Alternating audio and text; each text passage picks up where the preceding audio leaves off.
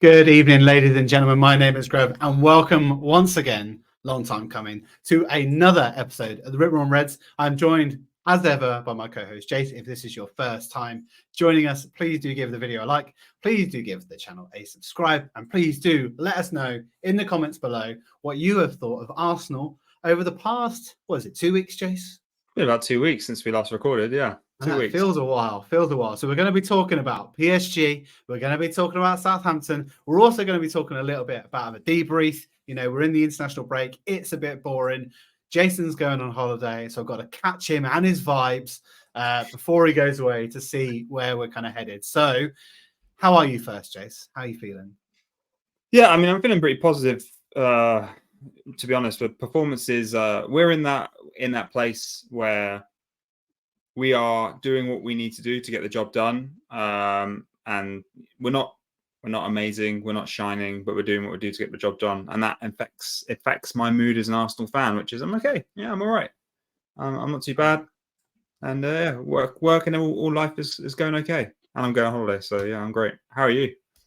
Yeah, I'm not going on holiday, so that's making me somewhat depressed that you are. And every time I plug in my camera to record this podcast, it loads up my pictures, and the first pictures I've got is of me on a beach on my right hand screen. So that's also making me feel absolutely terrible. So thanks for that, Jace. Appreciate all the holiday talk is going to depress me.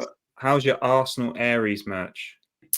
So I'll tell you what, like Jason said, insights into mine and Jason's relationship. He went to the Saints game. I said, can you get me the black Aries scarf and the carabiner? And what did you say, Jace? I said, what's a carabiner? I didn't know what it was. And to be honest, neither did I. I was like, that's something you go to screw. When I Googled it, I was like, oh, it's a key clip. I was like, you need to go screw fix for that. Like, it's meant to be for climbing. The funny thing about it, on it actually says not for use for climbing, which is basically like in Toy Story, where it has Buzz Lightyear flying around the ceiling and it goes, not a flying toy. I felt like that when the carabiner landed in my doorstep. So yeah, I've got that. It's on my backpack. It's jangling around. It's making everyone know that I'm coming on the train when I'm going to London to work. I like it. It's a nice little bit of a merch. I do like the scarf. I'm looking forward to getting some winter nights under the lights at the Emirates and be toasty and warm with that scarf. They did have as well in Selfridges. So I went to London at the weekend and they had a whole Aries thing with all the Arsenal stuff at the Selfridges store, which does look pretty cool. Like I say, if we're beginning to fail as a good football team, which currently obviously we're not, we obviously are just going to become a fashion house and sell more retro kits and other collabs with streetwear. You're telling me I didn't need to queue in the Arsenal club shop? You did not, although I didn't see the carabiner, so I did need the carabiner. I'll give you that. Right, that's enough of digging me in for my purchases, Jace. Move on to a Rip Run review. I'll let you go on. You can go first. Tell me where's your head at, how you're feeling. You said you're a bit more confident. Maybe it might feed in to what is your Rip Run review. Let's see. Well, it feeds in a bit. In short, is almost an apology letter. I have almost there. So I've been vocal about Gabriel Martinelli. There's a lot of stuff I've seen where it's like, true Arsenal fans will back him to the fault and blah, blah, blah, and shouldn't be giving him the criticism. Look, I've been honest about where we are as a club and a team in our development life cycle right now, and we're at a point where we need someone on the left who is as consistent as Bukayo Saka on the right for us to be competing in the Champions League, to be competing for a league title. We didn't have that. We haven't seen that. In the last 2 games, specifically the 2 Premier League games, Martinelli has shown up. He has been running and skinning players like he used to. He's been getting to the byline. He's been scoring. Now, that's what we want to see, in short. The only thing I'd say is it's a partial apology letter. Full apology letter will be there in 5 games' time when I'm seeing that consistency, because that's what we now need from him. We kept saying he just needs a goal. He needs a goal, and he got a goal against Leicester. Facial reactions will tell you a soft goal, like not the best finish in the world, a scuff, but they all count. But what he did on the game against Southampton was exactly what we need. That kind of run in from the back post. Beyond it, we've we play all our balls across the box like that. It's something that we're training, we're expecting to see from him, and he was exactly where he needed to be. So yeah, apology letter halfway there to Gabriel Martinelli. 5 games time, we'll see if the full apology letter's there. My feeling is, and you mentioned a good point at the top there, where you said, you know, a lot of other media, podcasts, etc., would have made a point to kind of say, you know, you can't go in hard on Martinelli. He is maybe a player that maybe dips in and out of form, and he'll come good, and you can't. But I do think, in all fairness to both of us, we've been critical where critical has been required. And like, I think he's obviously an avid listener of the podcast, because he's like, right, I want to prove both Jace and Grev wrong, and got 2 goals and 2 assists in his last 5 games. So, you know, maybe we just start slating other players that are somewhat underperforming, so we can bring them back into form. You know, next goal at the Emirates, he's gonna score. He's gonna run over to the corner flag, look up, and just point us. Just point. Right, it was you. Right. Where was I going? I had a little bit of a mini review, I think. So I wrote, we're 7 games into the season. So I thought I wanted to have a look at how does it compare to kind of what we did last season. And we're on the same points tally, 5 wins, 2 draws. We have played this season. I think we've played tougher opposition in the likes of we played Spurs in the same period last year. We played Man United in the same period last year, but we obviously played Brighton. We've played Spurs. We've played City, and we're on the same points. And well, this is what I was going to say. So we beat Villa. We didn't beat Brighton. We didn't beat City, and that's where we've kind of dropped points. But both of those were under mitigating circumstances, I suppose, with the red card in both. And I would also say that I genuinely don't think this season so far we've played our best 11. I don't think we've ever had our best 11 available to us in a game yet, or at least what you think, particularly with the likes of Timber and Calafiori. I don't think we've played our best 11 yet. Who knows what our best 11 is? Well, I mean, but that's a good. We talked ages ago about predictability. Maybe that's a good point. Maybe there isn't one. Yeah. I mean, the defensive lineup is completely unpredictable. You are going to see Ben White in certain games. I think he's been a bit injured at the moment, which is why not. But Tomiyasu came back and he puts a shift in. You've got Calafiori, you've got Timber. We know that Saliba and Gabriel are fit. They're the starting centre backs. There's no question about that. But the defensive options around them are up for grabs. Kivior, not expecting him to really be a starter, but he seems to keep coming in off the bench. And Zinchenko as well. Occasionally, he gets randomly, sporadically, just thrown into the most random game, and at times, and then you won't see him again for ages. Utility player, I guess. So yeah, I don't know what our best 11 is, because the back 4 just will change. It's so fluid, yeah. But even if you were to say, let's say it's Timber, Gabriel, Saliba, Calafiori. Let's say it's that. Have we seen that yet? I don't think we, or at least not in off a starting 11. Was that one against City? Yeah, Ben White didn't play. Calafiori started left back, Timber started right back.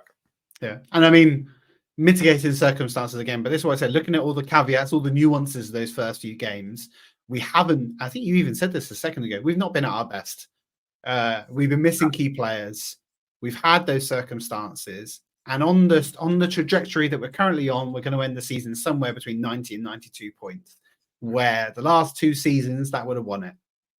And so I'm kind of, when I read this and did a bit of research, did a little bit of looking, I'm actually brimful of confidence of I think our trajectory is on the up. I think we're only going to get better. We're having a lot of players come back. Seeing Martin Odegaard on the treadmill, on sober realty training ground, at least just doing a bit of exercising and being back on his feet. I can't wait, because we have missed him, even though we've won games. I'm running high on fumes. I'm running on vibes, and I'm loving the fact we got a bit of a break to kind of reset, get some of those players back into the fold ahead of some mixed bag of good and bad games to hopefully lay down a bit of a marker ahead of Christmas period. I'm quite excited, to be honest, and I'm just really enjoying getting the Arsenal back. Yeah, no, I completely align with your train of thought. I think we're just getting started. We're just getting started, and let me ask you a question. Actually, there's been reports of Edu spotted in Portugal, was it? So everyone's like, "Oh, we're gonna get Gorkaresh from Lisbon." Do you think where we might be this season to get it over the line? Do you think we'll invest in January? I think it is dependent on what our position is and what others also might do in the market. Maybe spoiling some of the other conversation we might have for later, but I kind of envision that Man City will do something. They can't afford not to, particularly if they are falling behind, and they have the resources and materials behind them to make changes.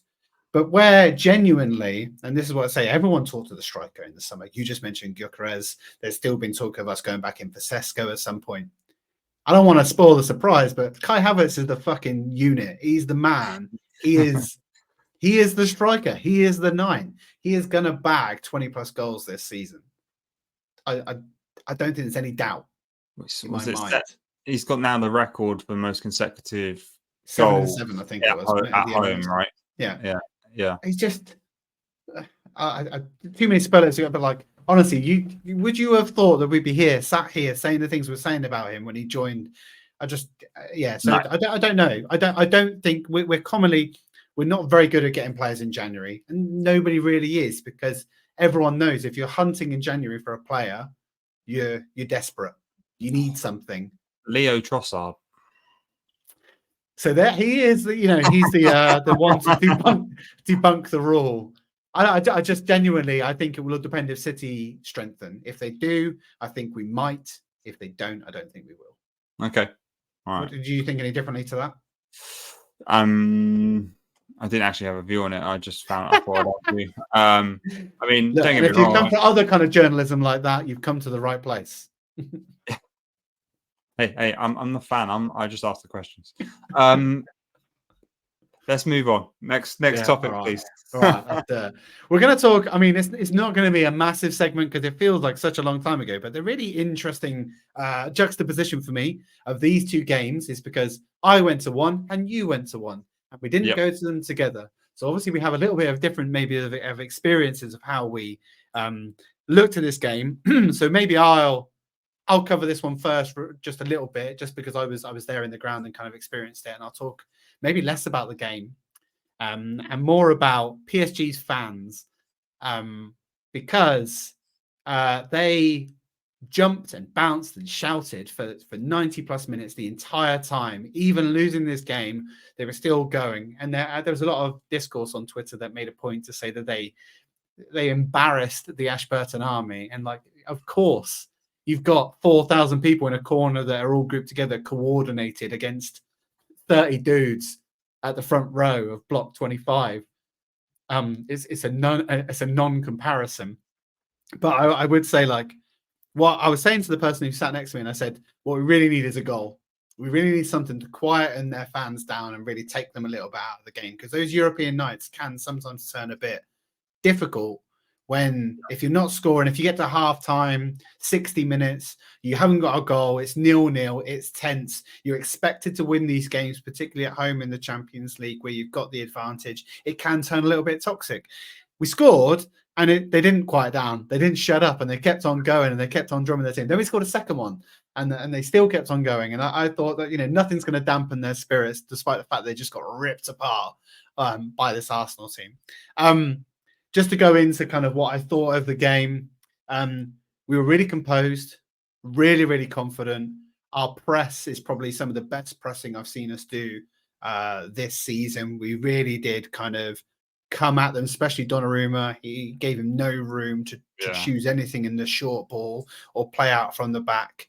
A really, really aggressive first half that was kind of backed up by the kind of goals. And the second half was really more, we've got the lead. We don't really need to do much else. So we're just going to let you kind of have the ball a little bit more and kind of do your thing, which they couldn't break us down. I think the most interesting thing to me, I don't follow much French football. I know you follow it a bit more than I do. And you text me before the game going, this PSG side is not it. And after Mbappe kind of left, it's like, I suppose they're under a bit of a rebuild. Is that fair to say? Yeah, they've got a very, very young squad, and they're trying to grow a young squad, and I think not go with the Real Madrid methodology, which is what they copied for a while, right? Which is just buy the all-stars, the Galacticos, shall I say? They're not going with that approach anymore. I mean, the only star player they have is Dembele. They bought from Barcelona last season to play alongside Mbappe, and then Mbappe's gone anyway. So, and Dembele wasn't allowed to play because of a disagreement with Enrique. So yeah, I mean, their squad was very lackluster. I mean, I'm not of all the teams I follow in France, PSG isn't the one I watch week in, week out. But yeah, their squad is not what it used to be, and it's a developing squad. It might come good in a couple of years as it matures, but also you have to look at the quality of the league that they play in, and there's a reason why players come through the French league and move on. It's not the most competitive, it's not the top level, and so I think PSG will struggle to be competitive in Europe in the next couple of years based on that performance and just where they're at. Yeah, I mean, I think I messaged you and I said this, that we seemingly kept them at arm's length, and we didn't really have to stress ourselves or test ourselves too deeply to really worry during this game. We kind of didn't really have to do very much, and when we did do things, we were still very, very good. I want to obviously call out, we're going to talk about a lot about Saka on this podcast, so if you're not a Saka fan or aficionado, you're probably going to have to tune out right now. I'd imagine the fact that Robert Pires not that long ago was saying that Saka lacks a certain level of consistency and experience in big games. I think he's massively eating his words. Saka's free kick, albeit just kind of trickled through a crowd of bodies and players, but it's his delivery, and he did it multiple times from the corner, multiple times from dead ball situations in this game. Yeah. It is incredible that he can just, wherever he wants it, that's where he's going to put it. And he can do it every single time. And that's why I think commentators in the Southampton game particularly made a point of this, where it's like, our delivery is so consistent, it's just going to happen. We're going to score from one of them at some point because it's so good that it's inevitable that it will happen. And obviously during this one, it did, and it was quite easy. And like he's just had, I looked up online, he's been directly involved in 8 goals and 6 home Champions League games for us.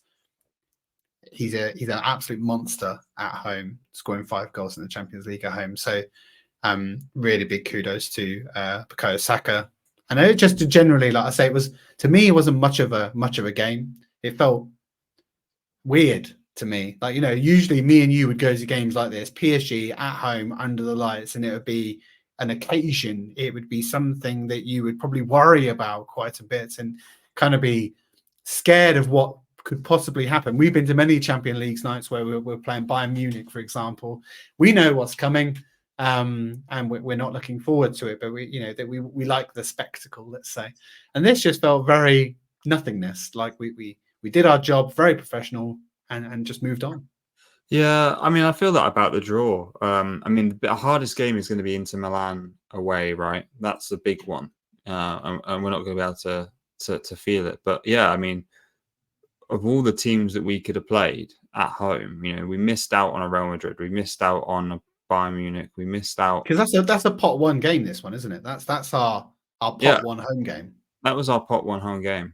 So we should be the most you must get a pot 1 away. Is that Milan?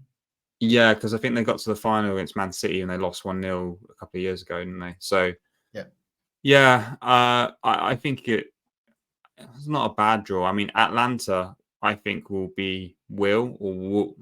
have been our most difficult task, I think.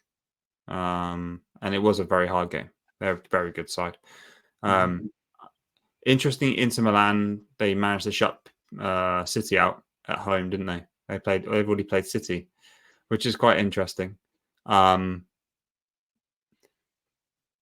not sure they will be able to do a copy, paste, repeat against Arsenal. I think we're a different side to City, and I don't think you can treat us the same way. So I'm hopeful against Inter Milan.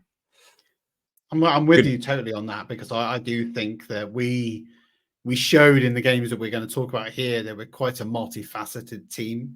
We're able to maybe shift our approach and play to different opposition depending on how they set up, whether it's a mid block, whether it's a deep block, whether it's open, we've able to kind of approach those games quite differently, and also have now the players, like you said earlier. Sometimes you'll see a Zinchenko thrown in, sometimes it'll be Calafiori. It feels like our defensive setup at the back is somewhat flexible enough to kind of dependent on the opposition to approach it differently, which I think is quite a novel idea that we've never seen us really do very much before. Yeah, I agree. I mean, the only thing in that game against PSG I thought was lucky was Saka's goal. I don't know if I pinged you, right? I think you were in the ground and went, mate, that was awful goalkeeping. I saw watching the replay, like how did he let that in? How has that gone past him? That is awful. Is it only a case of there's a lot of bodies between the ball and the keeper? Yeah, but it wasn't far away from him. I mean, it literally brushed his arm going in. It was crazy. He's obviously borrowed Jordan Pickford's little dinosaur hands. Something like that. Yeah, but I mean, a standard Arsenal performance that game. That's all that needs to be said. I mean, it was so long ago, but it was a standard performance, the minimum we expect, but enough to get the job done in a good way. Right. I know it's been a long time ago. I just thought it was worthwhile in us covering quickly while we had the opportunity to. Let's move on then to talk about Arsenal 3, Southampton 1. I didn't manage to go to this game. Unfortunately, I say unfortunately in case she's listening. Unfortunately, I had to spend some time with my wife and family for her birthday. So obviously, I wasn't able to follow the game in the stand. I was following on my phone. You, on the other hand, were in the seats, in the stands, watching this game. How do you want to approach reviewing this game, Jace? Because I'm interested in your view from the stands. So I actually haven't watched many of the highlight reels of this since, but with an exception of like the 3-minute Sky Sports one. And what I will say is that the first half in the highlight reels was not reflected. We played so well in the first half with one big problem. We did not convert. We didn't convert. We had. I don't think we had a shot on target, did we? I think we. No, I'm sure we did, because I watched the first half this morning, and it was one of the comments that made a big point about it, that there was one shot in the first half that was on target. And it was Southampton's. Okay. Shows my memory, but what I do remember us having is all of the ball, all of the control, creating lots of chances, but just no end product. And at halftime, all the conversation was we need to take our chances. And there's a familiar feeling about Arsenal, right? It's almost Arsenal going to Arsenal. We know that if we leave ourselves vulnerable, we're always likely to concede. And that's been one thing I've observed about this season is if you think we're going to concede, we probably are going to concede. That's the one thing this season I've had a bit of a feeling. Leicester, yep, and Southampton, who've done it 2 weekends on the trot as well. So that's a bit of a problem for me. So that was kind of the first thing about the first half, and then into the second half. And then, we'll go on. There's no point talking about the goals just yet. But I mean, when we flicked a switch and we turned it on, and then we were fine again. And it was just about getting the goals in enough time that didn't give us a heart attack like Leicester, where you left it to the last minute, right? It's like, those things are always fun in the ground, though. Although I don't necessarily want to do it every week in, week out. There's a good question, because I had some notes, and I wanted to ask a question actually, because you kind of like fed into it. So by halftime, actually no, let me reverse this question. I'll ask it a different way around. What did you think of the lineup when you saw it? I was confused, partly because I didn't look at the lineup before I went on the ground. I just turned up on the ground, game started, and I was like, oh, what?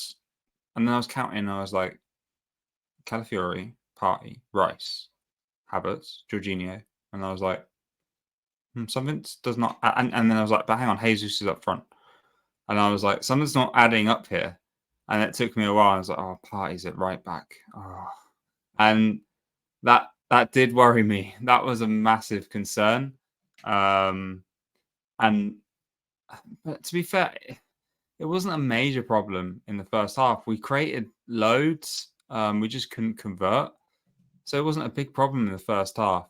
It became a problem in the second half. where we started to, I don't know, the second half, just our focus wasn't there. Like we were just very sloppy at the beginning of the second half, and we conceded. They broke through the middle of the pitch, right, and they can't, they managed to get into the box, and that was it. It's got a shot on target and it went in. So I get the changes. Rotation was needed. It was Southampton, and we can't play all of our best players every single game. Yeah, so I mean, I don't have a problem point. with the rotation. I don't have a problem with the rotation. I don't think we played that badly. I wouldn't have put Thomas Partey at right back, to be perfectly honest. What was your doubt? Because obviously we had no Ben White, no Tomiyasu, I don't think. He was on the bench. Or at least, okay, I don't think he was fit enough to start. I Yeah. think like he's only obviously just come back. We had no Timber. As options go, I couldn't see what else you would do. Because also on the left, we have no Zinni, I don't think, and no, was Kiwior? Kiwior could have been there. So I guess you could have done Kiwior, maybe I would have gone Calafiori right back, Kiwior left back. Maybe. Yeah, but we have seen Thomas Partey at right back, and I wanted to make a point. Let me talk about the lineup first, because I do think it was quite conservative. A double pivot of Rice and Jorginho, with I think Havertz kind of playing just 10 behind or an 8, or like a bit. It was a weird. Like I feel we missed Trossard in the absence of Erdegaard. We've obviously been playing Trossard as that 10. And it showed, like you just said there, we didn't create, like we didn't finish off our chances. We didn't really create many chances. We played some wonderful football, I'm not denying it. We kind of did the usual Arsenal, like you said, and shit our pants a little bit by the 18-yard box. And that was partly, I think, because we didn't have Erdegaard, and then we didn't have Trossard too. And so actually, I think we quite heavily relied upon Thomas Partey and Jorginho to kind of cut through those passes that we kind of need to break the lines, and they were, not through want of trying to get on the end of it, but I do think it was quite a conservative team selection. And you're right. I think Arteta's learning that there is some element to rotation and getting movement in the legs, starting some players, like starting Sterling over Martinelli. Fine, he needs an opportunity. I'm still like, when are we going to see January? Because I'm just like, if you're not going to start him against Southampton, like, when are you going to start him? You can't just keep giving him cup games, because he's not going to want to play. Yeah, I felt the same. Actually, that was one thing. Actually, I would say it was a missed opportunity. Was Ranieri. After seeing what he did when he came off the bench against Leicester, yeah, I think he deserves it. I think so too. We did go conservative. I think a reflection of my lineup, what you said, I agree about. It was conservative, because being non-conservative would have been not doing a double pivot and playing Ranieri alongside Kai Havertz with Rice. Yeah, that's what I was thinking. But like I said, I do want to make a point here to kind of say, like, you said Partey at right back, and I, like you, were kind of like, Jesus, a bit. We tried it last season, and I did have a bit of worry, and it worked. No, it didn't. But is it because his legs have gone a little bit? Yes. Is it because he takes too long on the ball? Also, yes. But I think you were talking about your Martinelli apology. I think we've lambasted Thomas Partey quite a lot on this podcast across this season, and I'm going to ask you a question in a minute. But he played well at right back. He made some great challenges. He was able to release the ball and set up some good opportunities. He's a good utility player. If you can put him at right back, we just have another option if we need it, and we have been able to use it. He won the ball and set Kai up for his goal. Yeah, he had a good game. And I'm going to ask you something, and maybe I've not prepared you for this question, but there's been some talk I've seen about new contracts for him. Would you give him one? No. Just take some time to think about the answer, Jace. I did. I paused. I know, it's good. You're not sitting on the fence, put it that way. I like that. No, I mean, I just think that there is room for improvement in that position. There's some things that he does add that are very unique that not many other players do. But at the same time, there's a lot of things that we've seen that have frustrated us. Sloppy passes, slow with the ball at his feet and loses it easily. Gets us caught on the counter-attack as a result a few times. I say a few, quite a few times, and he's only gonna like his age. He's not gonna. His legs are only gonna go more, and so I just want an upgrade. I want an upgrade. As simple as that. Yeah, I like it. Yeah. Okay. I don't know who the upgrade is. But... Well, that's the problem. I was going to ask you that, but even I was trying to think like where we would go with that, and I think it's going to have to be someone young that we can get under the tutelage of a Declan Rice and a Jorginho and kind of move up the ranks somewhat. I don't think we've got a package that's quite ready made as of yet.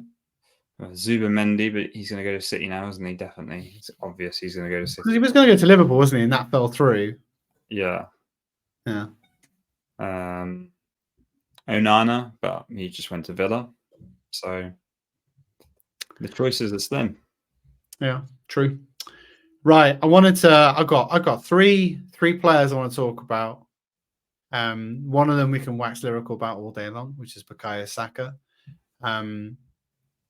He seems to be finding another level above the levels that he's already found, and it came across in this game that like he was almost being triple and quadrupled up on occasion.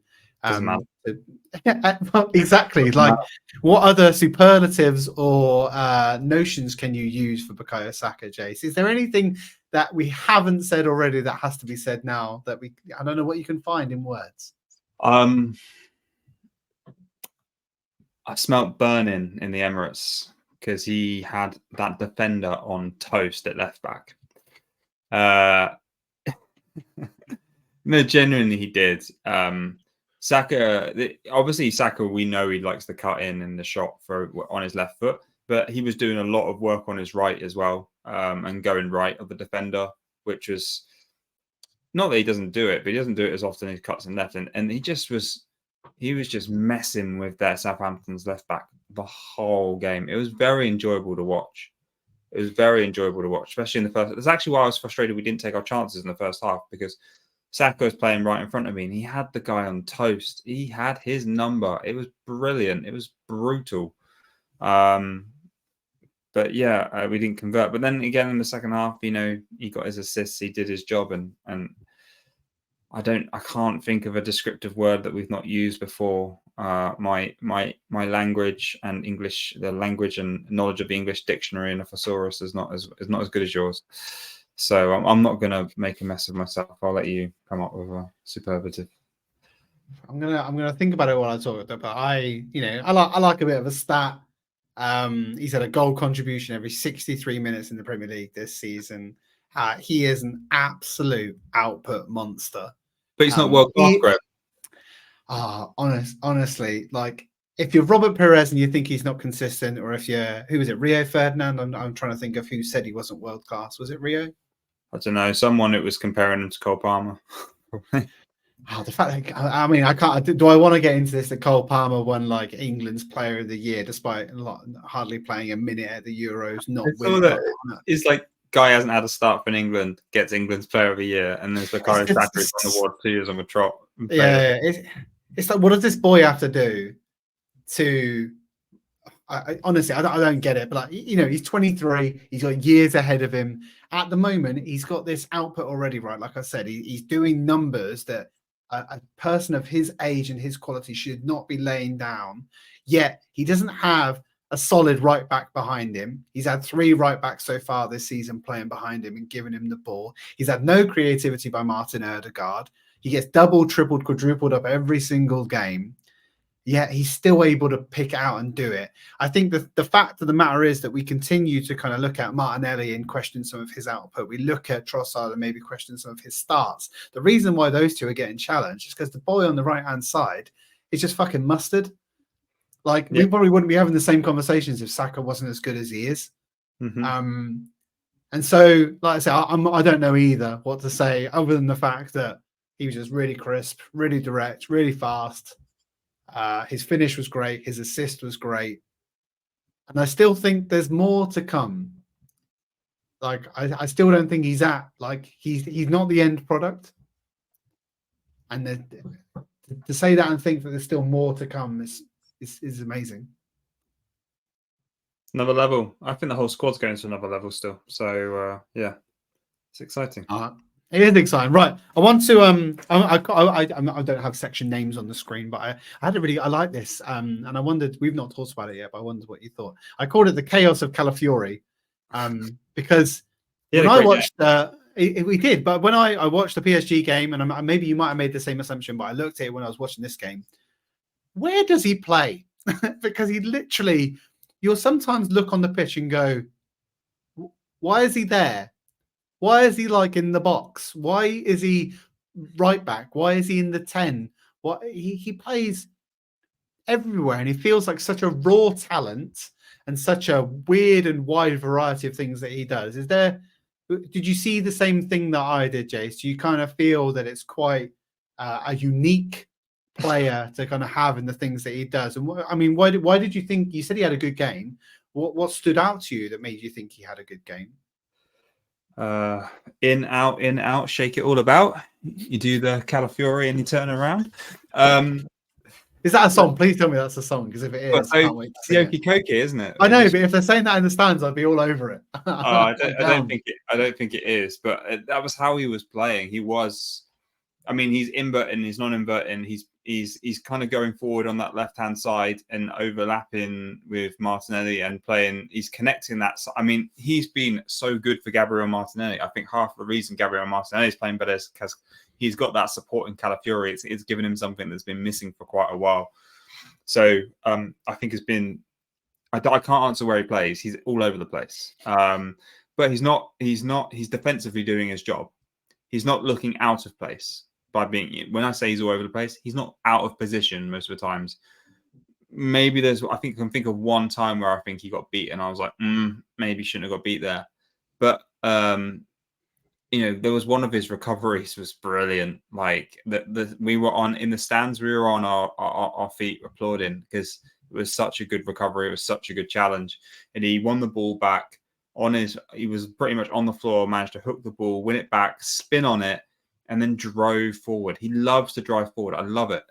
I love that kind of taking the game by the scruff of the neck and taking it to him. He's going to be... You know what? Ben White might struggle to get back in the squad.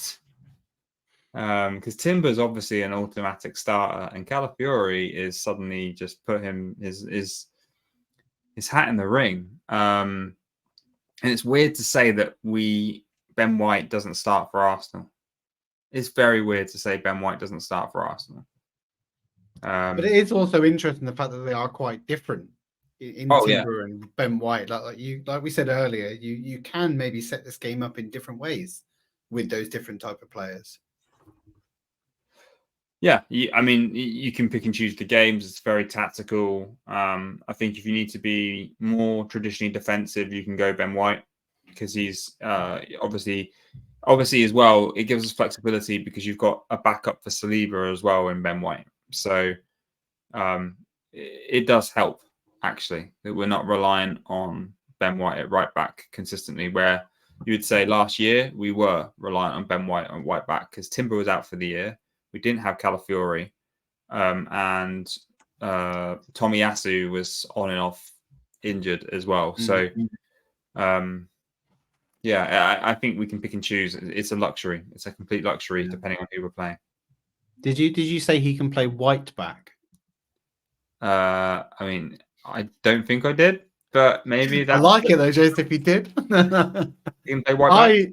It could be a White back. The thing is with Calafiori for me, like I say, he feels like a lump of clay at the moment to me that Arteta can shape.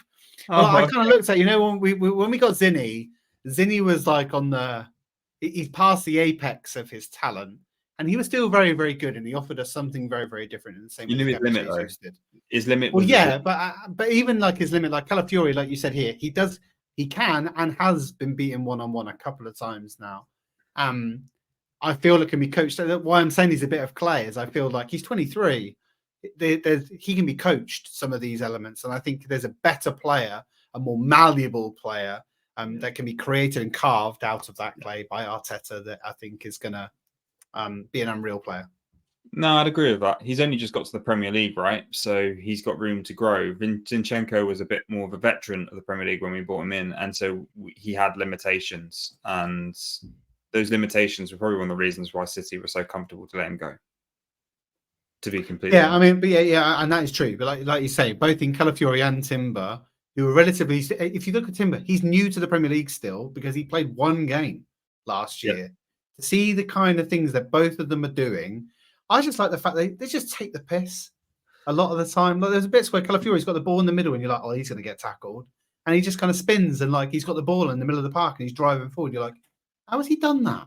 So we had the best. Here's an interesting observation, and actually, I want to hear your thoughts on it because we had the best best defense in the league last season. Now, we've in theory ripped out two parts of our defense this season with playing Timber and Calafiori more regularly. So we've got quite a bit of change. You know, half that defense has changed, and we're excited about it. But we have conceded more goals than we did last season, and currently Liverpool got the best defense in the league. So have we upgraded, or is it has actually we're talking about how amazing it is, but actually have we actually improved?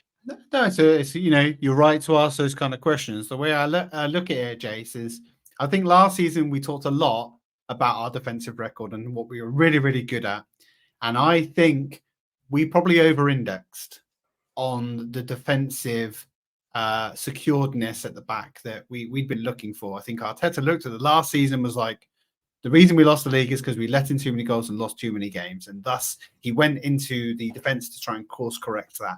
I think what he's trying to find now is balance. Okay. Is it a balance between concessions of goals and going forward? I think there is a balance to be had. I think in certain games last year, me and you would have talked on this pod, we were being too protective, we were being too conservative, and we weren't necessarily, particularly in the first half of the season. I know we scored a bundle of goals in the second half of the season. I just think there's a bit of a balance. But it's interesting your point, because I will say this. David Raya has dug us out of holes many times this season already. Yep. And if, let's say, some of those he just shouldn't be saving. And if he didn't, we might have been having a different conversation right now, because we could have lost a lot of points if it wasn't necessarily for him. Player of the month, I think. He got the award. And I mean, it's deserved, because like I said, I've got my my Jasonometer of texts every time David Raya saves us some points. And there's a few on the board already, and I'm sure there'll be a few more to come. So maybe we are forgiving some of our defensive frailties for a bit more chaos and a bit more fluidity going forward. Yeah, no, I think so. Can we just I wanted to mention while we're talking about keepers, Ramsdale got a great. Did he get a good reception? I mean, yeah, absolutely. You've probably seen all the videos, right? No, I genuinely didn't. I was curious. I saw one clip of him clapping the fans after the game, I think, and someone did. I'm sure I saw somewhere written that he shed a tear or was crying. Yeah, he got a great. I don't know if that's true or not. He got a great reception. Fans were singing his song all around the ground. I think it's not very often you get a former player come back and be celebrated like that. Arsenal fans love Ramsdale. We were questioning in a way. We're not questioning now, but we were originally questioning, obviously, the David Raya signing, because we felt Ramsdale was a very good keeper, and he is. But in reflection, we did upgrade in regards to quality. No disrespect to Aaron, but he was absolutely loved by the club and loved by the fans, and I think he loved us back. And it was very hard to see him leave. It felt difficult. It's a little bit, there's a couple of players you just get attached to, right? And for us, we had a big attachment as a club to David Seaman, and he came in and he had David Seaman as being one of his mentors. David Seaman was at the club helping with mentorship of some of the players, and Aaron in particular. And the fact that he said he wanted to emulate being next David Seaman of Arsenal, a goalkeeper that has a longevity at the club, which let's be honest, we haven't had that for a while. We've had Czech, we've had Leno, we've had Chesney, we've had Almunia, we had Lehman. Like since David Seaman, we've not had like a 10, even 8-year, like 7. Like we've just not had a long stance as a goalkeeper. We're always changing the keepers out, and so I think we crave a goalkeeper with consistency and longevity who we can fall in love with. And we all thought Aaron was the one. Unfortunately, it was not to be, but I think there's a tremendous amount of respect and love for he's got for the club and that we have for him. So yeah, it was great that he got the reception he did. I think he actually did quite well on the corners this game as well, considering how good we are at corners. He did quite well. Yeah, I mean, it's insider trading a little bit, surely. Well, he was kind of in all of our preseason work, so he probably knew a certain amount of what was coming his way. Before we moved on to a bit of a debrief, I just wanted to call out, and I think I said it a little bit. I wanted to say, really bad pun. The Kai's the limit. Thanks, Jace. But 7, like you said, 7-7 at home, and the fact that Jesus started this game, and again, incredibly wasteful. He just holds on to the ball for far too long. I think he's just trying to make things happen for himself that are just not happening.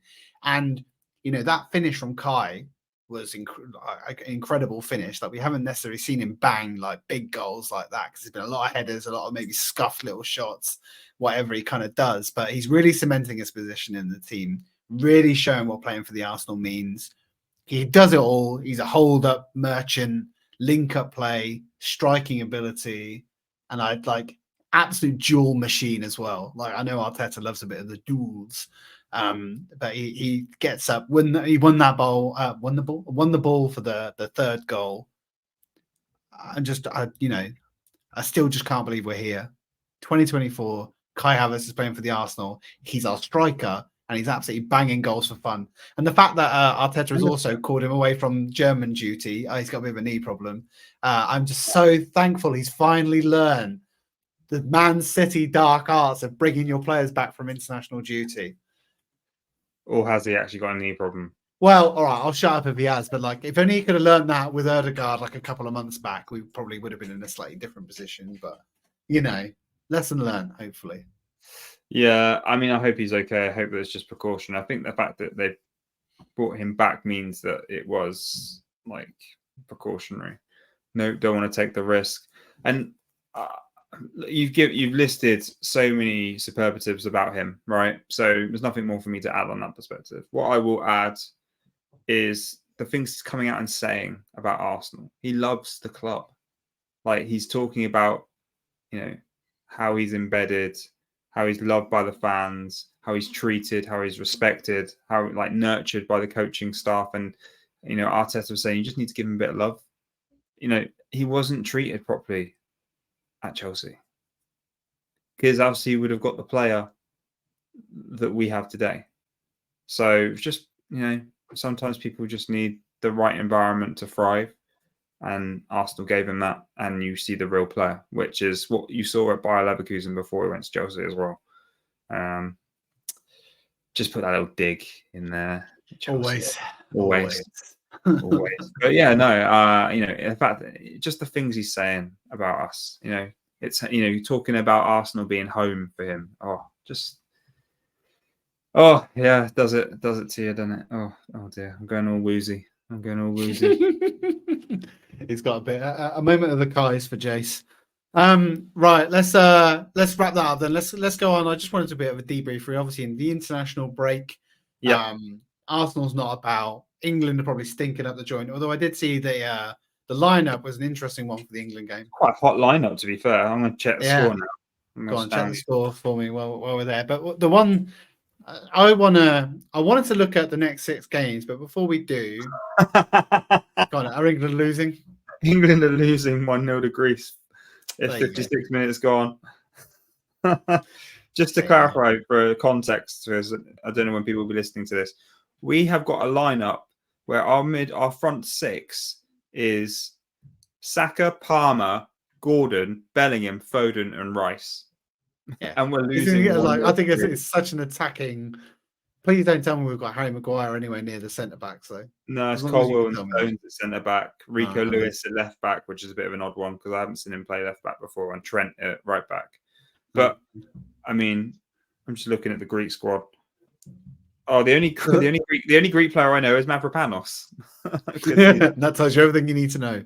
Yeah, so shocking performance by England, and it's at home. Oh, it's at home. I didn't realise that as well. Well, Jason would have made the trip up. No, I would not. I wanted to ask you a question then, Jason. So I was looking at this, right? Alisson's out for 6 games. Rodri's out for the season, or almost all the season.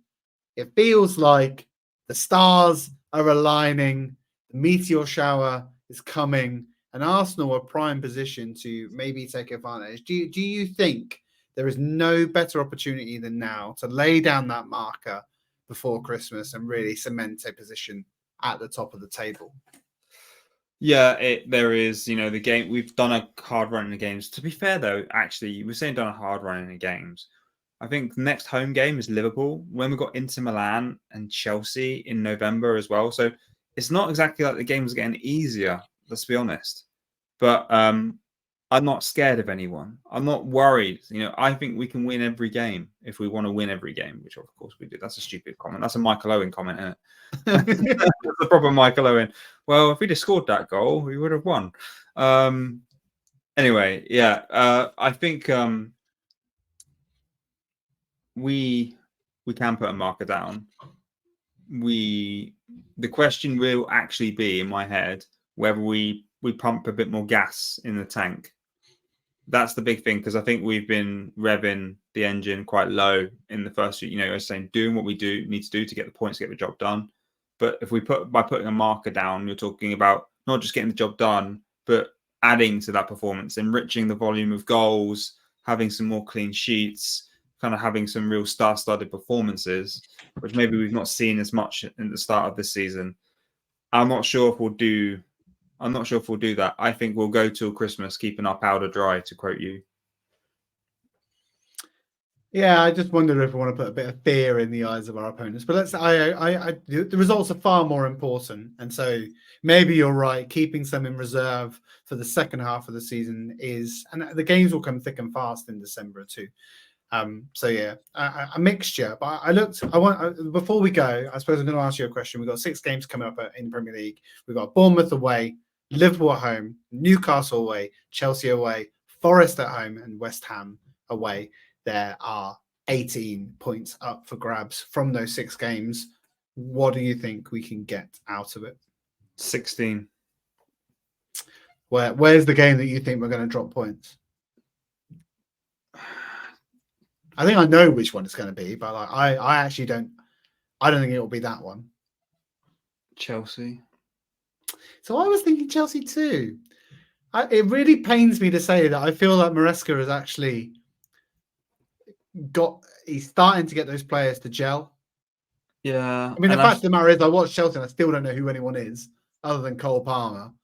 I still look at them when they're playing. I'm like, what? Who is he? Where's he come from? Madueke, another Madueke, Jackson, and most of the time they seem awful, and then he scores like 4 bloody goals. Yeah. Look, I just think that there's something about that team and our team, and they're a different side. They're growing. I just think there's this kind of icy edge with Cole Palmer and a bit of a rivalry. It's forming slowly. And I just feel like it's just going to be one of those annoying ones. When there's just going to be one result that's going to really pee you off, and it's going to have rival fans going at you. And I just feel like it's not going to be that one. Okay. Cole Palmer's probably going to have a blinder as well. By the way, you said, Rodri's obviously injured and Alisson's out, and I thought you were going to. I get why, because you were talking about our actual rivals for the league. But you were talking about all these hopes of joy, and then I thought you were going to go 10 hogs at the wheel. I was just because that's quite funny, because they didn't sack him. So yeah, that was funny. I mean, let's be honest, Jace. Keep him in the job as long as humanly possible for the benefit of all the other fans of every other club in the league. We are all here going, no, stay. He's a great manager. He's won trophies, Jace. He is a bigger, better manager than us. He is, he's putting down performances. You can't underplay what he's done for that club. So just keep him in a job. I'm all for it. Yeah, it's just funny. There's in clips of Ruud van Nistelrooy basically saying you need to change something, and Ten Hag's like, no. I'm like, the guy must be pulling his hair out. Yeah, that's just fun to watch. And then Spurs result. Did you watch the Spurs game or see any of that? I guess you wouldn't know because you'd have been in London. No, well, I did watch that. I was listening to it on the radio, and obviously 2-0 up to lose 3-2. Just couldn't happen to a nicer, better club. I think one of my favorite hate watches is now to watch the there's a YouTube channel that has a Spurs one, and it's just great when they lose to watch it back and kind of think like there was a time when Arsenal Fan TV was profiteering off the pain and suffering of Arsenal fans, and it was a torrid time of the actual banter of this club.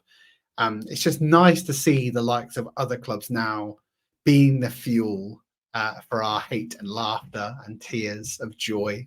It's just nice. Yeah, I mean, it's fun, and it's good when Man United and Tottenham are. I mean, for me, it's Chelsea, but I know for you, Man United and Tottenham are the two big ones. So yeah, it's good while it lasts. Long may it continue, Jace. Right, a pleasure as always. Before you swan away on your holiday, we'll see what the next few weeks brings, whether it's a lonesome Grev or a combination of Jace when he's on leave or anything in between. But if we do see you again in a future podcast, like I say, please do give the channel a like. Please do give the channel a subscribe. Please do leave a comment and questions, anything down below. And Jace, if they're listening to this through their ears instead of with their eyes, what do we want them to do? Yeah, so if you're listening on your podcast provider of choice, then make sure that you subscribe to our feed there. That means you'll get the latest episode as soon as it's available online. If you are listening also, please give us a star rating, 5 stars, no less. House Grev is coming around your house and knocking on your door with a polite message. Yeah, I'm not very nice. I'm a nice person. I'm not very evil. Right. Thank you. We'll see you again soon. Up the Arsenal. We'll see you hopefully again for the next game, which is Bournemouth. Cheers, guys.